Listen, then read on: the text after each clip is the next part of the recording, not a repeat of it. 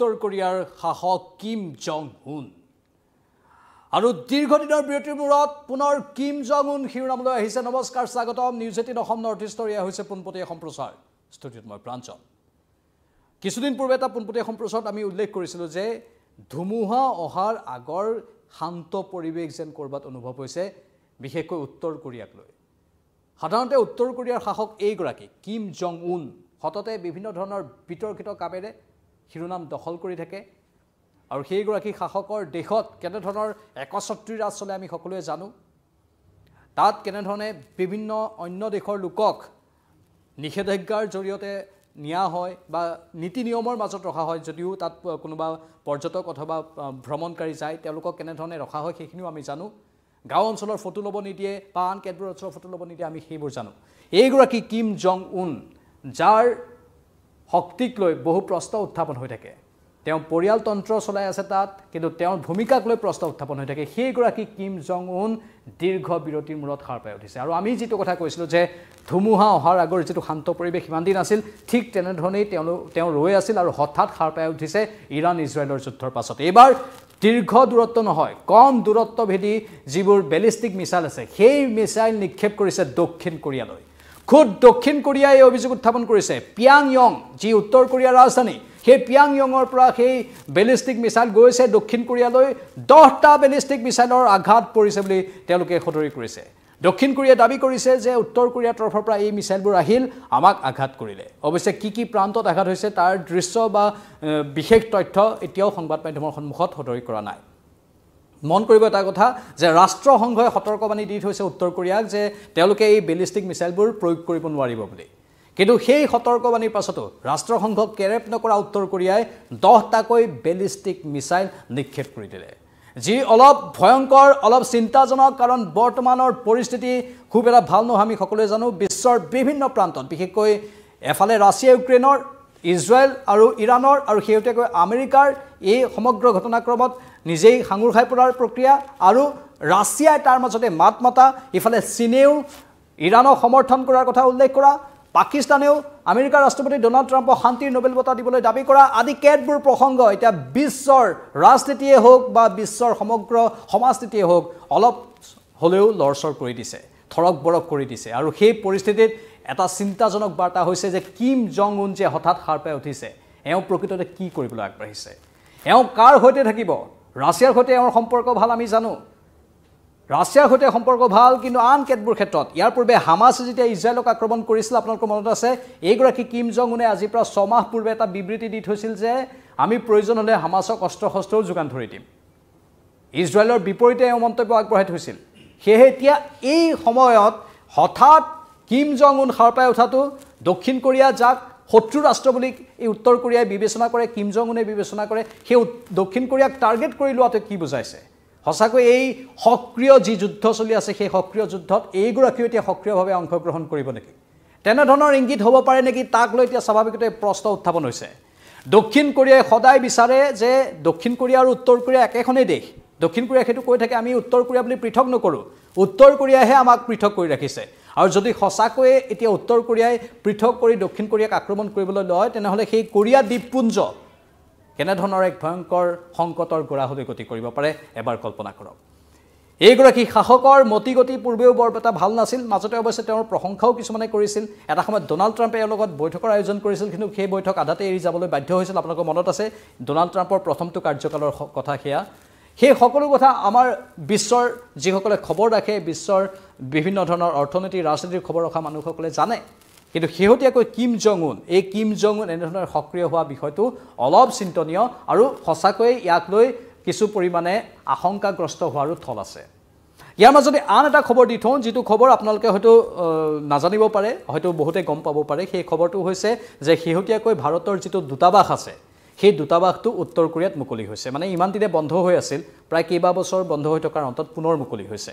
দূতাবাসটো আগৰ পৰাই আছিলে উত্তৰ কোৰিয়াত ভাৰতৰ, কিন্তু কেইবাবছৰ ধৰি বন্ধ হৈ আছিল, পুনৰ মুকলি হৈছে আজিৰ পৰা 2 দিন পূৰ্বে। আৰু সেইটো কিছু পৰিমাণে আশাব্যঞ্জক খবৰ হ'ব পাৰে কাৰণ ভাৰতৰ বহু লোক উত্তৰ কোৰিয়াত আছে সেই লোকসকলৰ ক্ষেত্ৰত সেই লোকসকলে কিবা কিবি তেওঁলোকৰ মনৰ কথা জনোৱাৰ ক্ষেত্ৰতে বা আন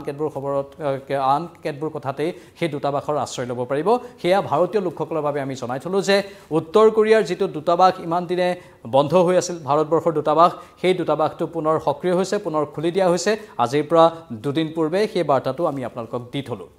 কিন্তু এইগৰাকী কিম জং উনৰ কথা পুনৰ আহিছোঁ আৰু এইগৰাকী কিম জং উনে বিগত সময়ত যেতিয়া হামাছে ইজৰাইলক আক্ৰমণ কৰিছিল বা হিজবুল্লাৰ প্ৰসংগ উত্থাপন হৈছিল তাত ইৰানে হিজবুল্লা আৰু হামাছক সহায় কৰাৰ কথা উত্থাপন হৈছিল তেতিয়া এইগৰাকী কিম জং উনে পোনপটীয়াকৈ কৈছিল যে আমি প্ৰয়োজন হ'লে আমি হামাছ বা হিজবুল্লাহ সহায় কৰিম ইৰানক সহায় কৰিম আৰু এইখিনি সময়ত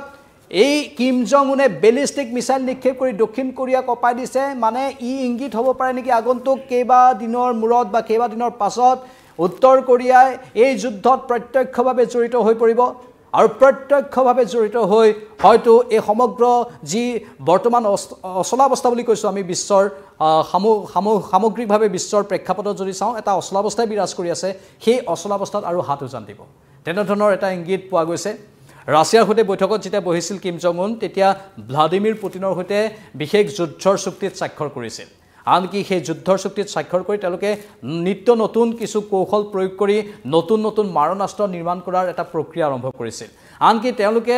আকাশমাৰ্গৰ পৰা পোনপটীয়াকৈ আকাশমাৰ্গৰ পৰা আক্ৰমণ কৰিব পৰা বিশ্বৰ যিকোনো প্ৰান্তত আঘাত কৰিব পৰা ক্ষেপণাস্ত্ৰ নিৰ্মাণ কৰাৰ প্ৰসংগও উত্থাপন হৈছিল অৱশ্যে সেইবোৰ গোপনে নিৰ্মাণ কৰা হৈছে এই বুলিও কথা ওলাইছিল যে পোনপটীয়াকৈ আমেৰিকাক আক্ৰমণ কৰিব পৰা আমেৰিকাৰ প্ৰতিটো ৰাডাৰক চকুত ধুলি দি ৰাডাৰৰ চকুত ধুলি দি স্যাটেলাইটৰ জৰিয়তে আমেৰিকাক আক্ৰমণ কৰিব পৰা মিছাইলো তেওঁলোকে উদ্ভাৱন কৰি লৈছে এইবোৰ সময় শিৰোনামত থকা খবৰ এই খবৰবোৰে কিন্তু আমাক চিন্তাত পেলাইছে এই খবৰবোৰে স্বাভাৱিকতেই সমগ্ৰ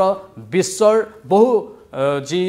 এই ক্ষেত্ৰত বিশেষকৈ আগভাগ লৈ থকা দেশ আছে এই আগভাগ লৈ থকা দেশবোৰক বিশ্বৰ শান্তি প্ৰক্ৰিয়া বিৰাজ কৰি ৰখাৰ ক্ষেত্ৰত যিসকল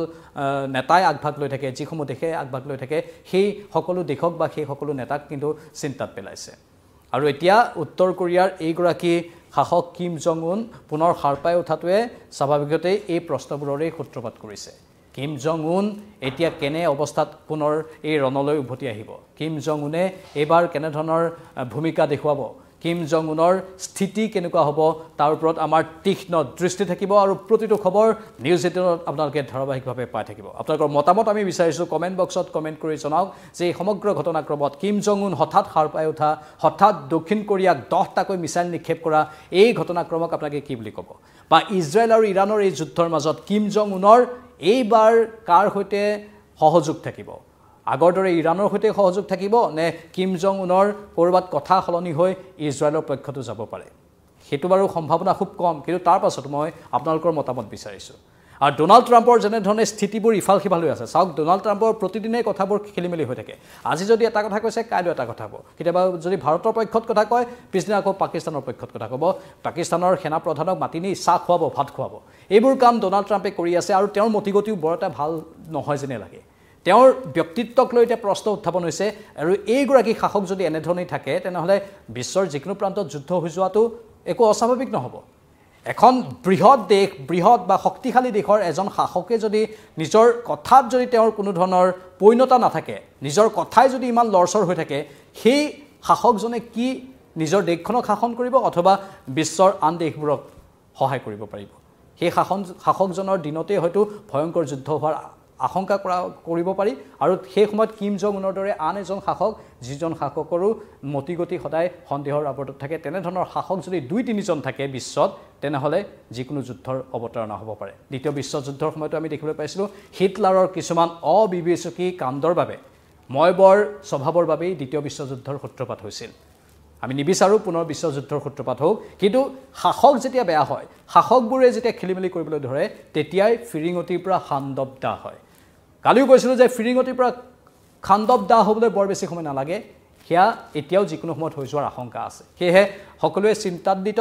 সকলোৱে আশংকাগ্ৰস্ত হৈ আছে সেইবাবে এই সম্প্ৰচাৰটো আপোনালোকৰ বাবে আনিলোঁ আপোনালোকৰ মতামত আমি বিচাৰিছোঁ আপোনালোকে আমাক কমেণ্ট বক্সত মতামত দিয়ক লগতে ফেচবুক আৰু ইনষ্টাগ্ৰামত আমাক ফ'ল' কৰক আৰু ইউটিউবত ছাবস্ক্ৰাইব কৰি থ'ব পাৰে এই মুহূৰ্তৰ এই পোনপটীয়া সম্প্ৰচাৰটোৰ পৰা